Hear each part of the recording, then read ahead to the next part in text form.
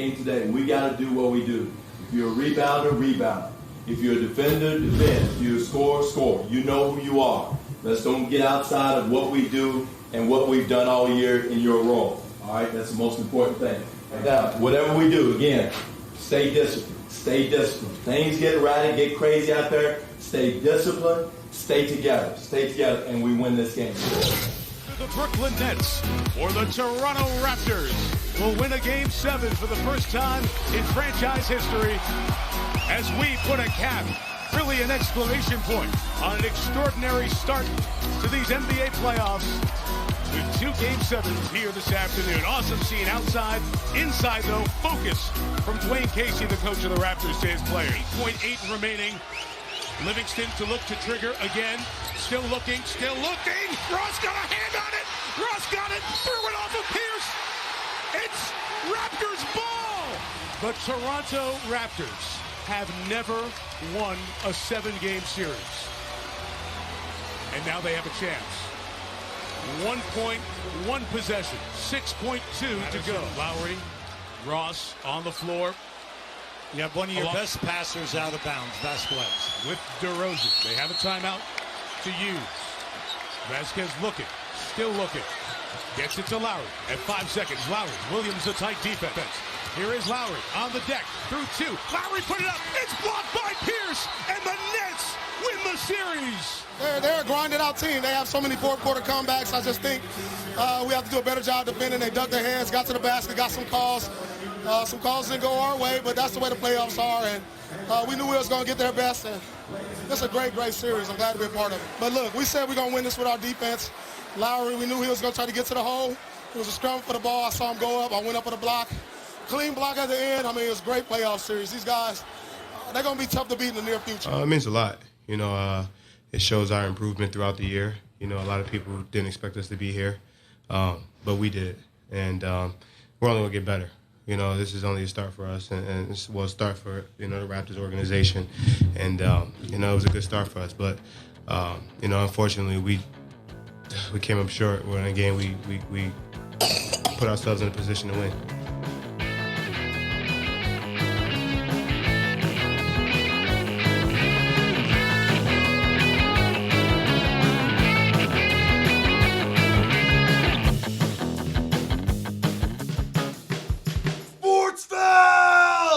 It is Sportsfeld Storytime. We look back every month at some of the best and ultimately, obviously, some of the worst of our sports fandom lives. This month of October, we are looking back at the first playoff foray for the Kyle Lowry Raptors. It's the 2014 Toronto Raptors playoff run, crystallized perfectly in Game 7 against the Brooklyn Nets. To get us to this point, we have had the Rudy Gay trade shake the foundation of the franchise and turn things upside down, getting a bunch of spare parts for Rudy Gay, including Grievous Vasquez and Patrick Patterson and John Solomons and even Chuck Hayes. Sure, we'll say Chuck Hayes too. That turned the season around, gave the Raptors the Atlantic Division crown that nobody saw coming. Probably could have got pretty good money on it if you had bet on it. And then we got the big boss man, Masai Ujiri, delivering his Fuck Brooklyn press conference. Not a press conference, his crowd speech in Jurassic Park before Game 1. We had a back and forth series where every time it looked like one team had the advantage, the other team would swoop in and steal it from him, and including every single third quarter from Dwayne Casey. And what else we've had is a lot of points scored by DeMar DeRozan. So that sets the scene. A noon start for a Game 7 Raptors versus Nets. Oh, 1 p.m. start, but your pregame would start at noon.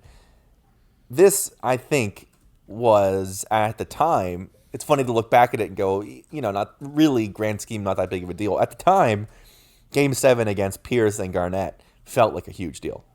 Yeah, I kind of said in our first episode of this story time how like there hadn't for a Toronto sports fan, there hadn't really been anything to be excited about for so long.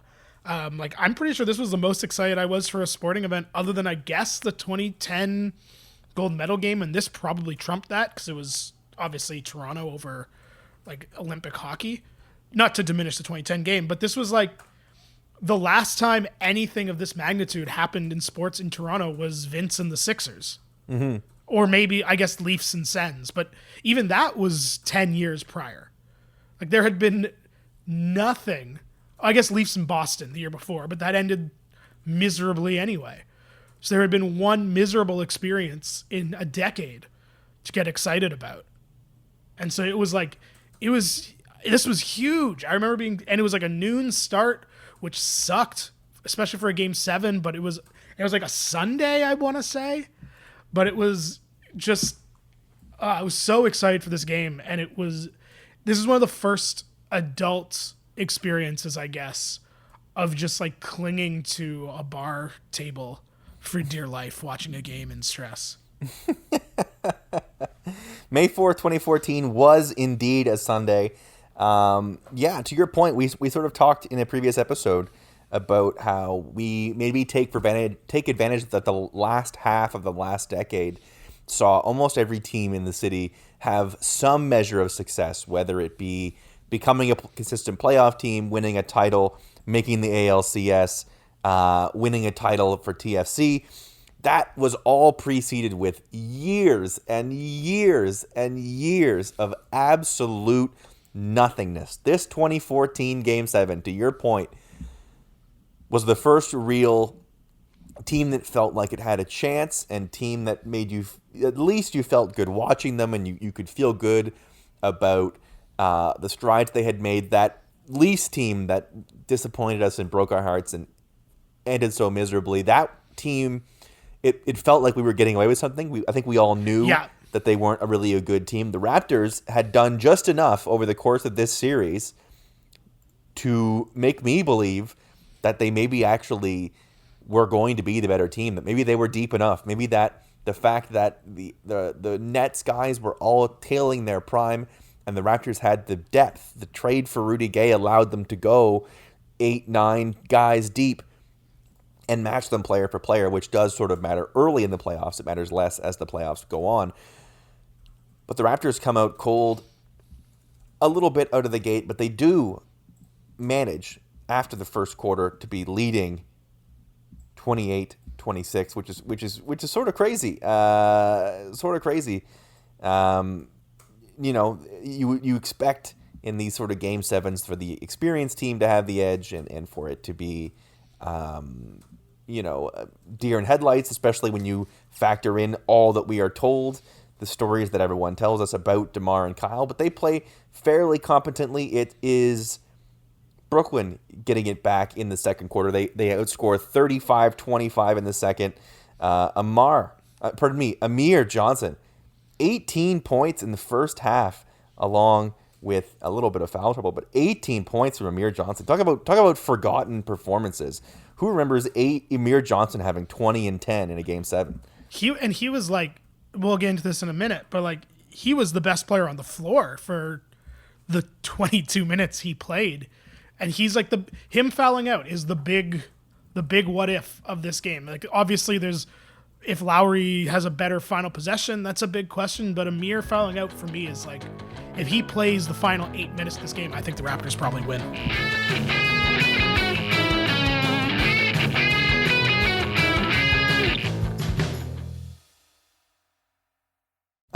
Some classic Raptors killers on display on the other end. It's Joe Johnson, who my entire 20s was spent with watching Joe Johnson torch the Raptors. They never got a wing guy that could slow down Joe Johnson. Joe Johnson can come out of retirement right now, and I feel like he would torch OG somehow. It's just like that's. It's true. It doesn't matter. He was, whether it was the Hawks, whether it was the Nets, he killed us every time. Has deflected by Johnson. He's got it as he raced DeRozan and Pierce to the basket to finish. And a good job by Joe Johnson. Okay, 2 old-timers played that perfectly. Gets there and gets 2. Joe Johnson. Inside, Joe Johnson again. See, that's high IQ basketball. Shot clock at 3. Johnson took DeRozan, got inside and scored again. The day he scored 20, his playoff career best. Joe Johnson, a dagger of a triple. He scored 9 in a row, and the lead is 10.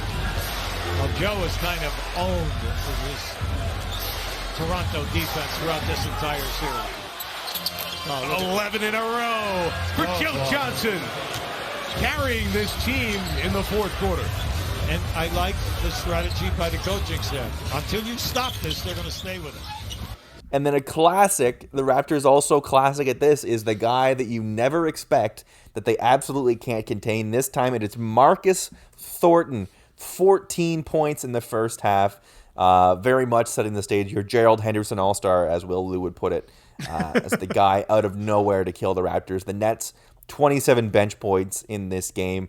All that depth I was talking about, forget about it. They could not stop. Man, you remind me of things like Andre Blatch had games in this series where I was just like, I hate watching Andre Blatch, and he would do it again. I believe he was back the next year with the Wizards. Yes, and Casey's adjustments in this game were like, all right, let's put old Chuck Hayes out to try and slow him down. And, like, respect to Chuck Hayes, because I love Chuck Hayes. But, like, I don't want to see Chuck Hayes in a Game 7. Like, the Nets take a sizable lead into the half, 61-53 at the half. Raptors down 8. Not what you want, especially knowing that the third quarter has been traditionally real trouble. More of the same in the third. The Nets sitting comfortably with a 10-ish point lead most of the way. It fluctuates between 8 and 12, and they lead 81-73 through 3. Could have been a lot worse. But DeMar DeRozan hits a ridiculous fadeaway 3 from the corner to end the third. It's a miracle, but it looks like it's not going to be enough. The fourth quarter continues, like 8.5 minutes left. Nets are up 11. So you're thinking just not going to have enough, basically, is how it felt for most of this game.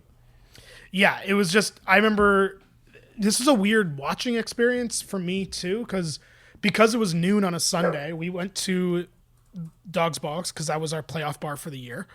And it was like half full because it was noon on a Sunday, which actually was great because it gave lots of pacing room. And it was kind of a cool watching experience. I was with my friend David, and it was kind of like the bar and the waiters and the bartenders just kind of let everyone do their thing. And everyone was just kind of going between tables, even though nobody knew each other, and just like kind of wandering around the bar, stressed out. And then around this time is that time in a Raptors playoff game where everyone's just kind of sitting down quietly and just like waiting for the end.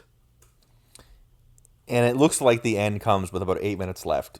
Amir Johnson falls on top of Joe Johnson trying to get a rebound. He fouls out with just under 8 minutes left. He has 20 and 10 in 22 minutes. Unbelievable, Amir Johnson. It looks like, to me that at that point, I'm like, okay, he was the only good thing going. Him fouling out, I think this game is probably over. Joe Johnson continuing to go off. He scores 11 straight. The Nets up 10 with 5 minutes to go. That is, you would expect a death knell. I had actually forgotten how quickly the Raptors came back in this one. Like, obviously I remember the ending of this game very well, but I had in my brain that it was just like a tightly fought game the whole way. Like, I didn't remember the fact this was actually almost one of the crazier comebacks in playoffs, in like playoff history. It is sort of telling with all the things that we've said, like it is almost as if this playoff run doesn't count in the way people talk about the Raptors, because there's nothing really like Lowry is there when they really need him. DeMar has plenty of really good scoring games. Like, it really doesn't fit with what we were told about this era of playoff Raptors basketball. It's kind of like we've Mandela affected it into our brains that like this year was that also. Yeah, because obviously the next year they get embarrassed. They get swept by the Wizards. But this is not that year. Like, it's a very different season. And I think I also sort of fell victim to that. I felt like going into my rewatch, similar to you, I think I remember I expected it to be like a collapse. And they're, you're embarrassed. But they really like scratch and claw, come back within 10. They're down 9 with 3:45 left when DeMar gets teed up. Then Kyle single-handedly drags them back within 5. Joe Johnson, of course. Like Joe Johnson refusing to make it happen, puts them up 7 with 2 minutes left. Down 7 with 2 minutes. Like, unbelievable. Lowry takes over again, down 4. Gets guarded by KG. It's a weird foul, but very fun, especially when you consider the fact that KG beefing with Drake. Imagine this. Drake on the sidelines stealing some of the show when Lowry hits 2 free throws. Yeah, this was the first Drake is too much on the sideline year. Like, he and KG were jawing at each other the whole season. And I remember it's a really weird, like, Lowry just kind of runs into Garnett at the top of the 3-point line and goes down, and it's a foul. And then the crowd's going crazy. This was also like a top 5, top 10 Raptors crowd at this one. Yeah, we were hungry for it. The 2014 Raptors crowds were crazy. To your point, the crowd helps split a pair of free throws from Darren Williams. It gives the Nets lead is only 3 with 22 and a half seconds left. Kyle always controls the clock so well, gets right in, hits a layup, 16 seconds left.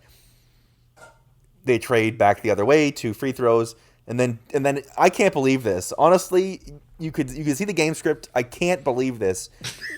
In the situation they are in, down 3, they give the ball to Terrence Ross, ISO, and he gets it done. Terrence Ross goes right at Paul Pierce, which is the play. You know that's the isolate Paul Pierce on defense is the play. He gets a layup, 104-103 with 8.7 seconds left. And then it's Terrence Ross again with the defensive play of the season. 8.8 remaining. Livingston to look to trigger again. Still looking. Ross got a hand on it. Ross got it. Threw it off of Pierce. It's Raptors ball. And they can advance it with 6.2 to go. And they have a chance to win the series. Unbelievable. Just watch the pressure on the ball. And then this is just an outstanding defensive play by Russ. You can see not only does he get it, but then while in the air, off of Pierce's leg out of bounds. Like Terrence Ross back to back. How do you even say it? What a play. What a play by Ross. That steal, it sounds weird to say about an inbound steal. And it's not even really a steal. He tips the ball and throws it off Pierce as he's falling out of bounds. But, like, that was before Kawhi against the Sixers, that was, like, the biggest, like, one Raptors play. Mm-hmm. Or at least the one that I went craziest for. Like, when he gets that inbound steal and it's Raptors ball with 6 seconds left, like, this half-full bar I was in was going mental. And it was also, like, oh, we're going to win. Yeah. Like, it felt like they were collapsing. We were going to win. There's also a great video. They didn't do it after this year. It always made me mad. But in 2014 on the Raptors YouTube channel, they had like an overlay of Jurassic Park. Oh, cool. As synced up to what was happening, so you could see both at the same time rather than cutting away. The video of this steal and Jurassic Park is amazing. Unfortunately. The last play it's not great to watch. I think I remembered this differently than how it went down. Same, actually. Vasquez looking, still looking. Gets it to Lowry at 5 seconds. Lowry, Williams a tight defense. Here is Lowry on the deck through 2. Lowry put it up. It's blocked by Pierce, and the Nets win the series. As Paul Pierce, waiting in front of the rim, denies the shot and sends Brooklyn to the second round. I don't remember it being so out of control. Lowry tries to dribble through basically everyone, basically goes 1-on-5, bumps into like a teammate on the way up, basically almost has it stolen from him by himself, and then walks right into Paul Pierce, who swats it away. Just a really disappointing way. A really deflating, like the air going onto the balloon after all they had done to claw back, after the miracle of T. Ross on both ends in the last 10 seconds. Really hard way to watch this game end. Yeah, I remember watching replays of this one after it ended and just like seeing Patrick Patterson pretty open. Anyway, it falls short, and he is blocked, and he lays in the ground, and it is iconic, some iconic imagery for what would be the future of the Toronto Raptors. A heartbreaking finish to the 2014 Raptors season, but ultimately optimism. We will get into sort of what this season does for where the team ends up and how it ends up in a championship in the next episode of Sportsfeld Storytime.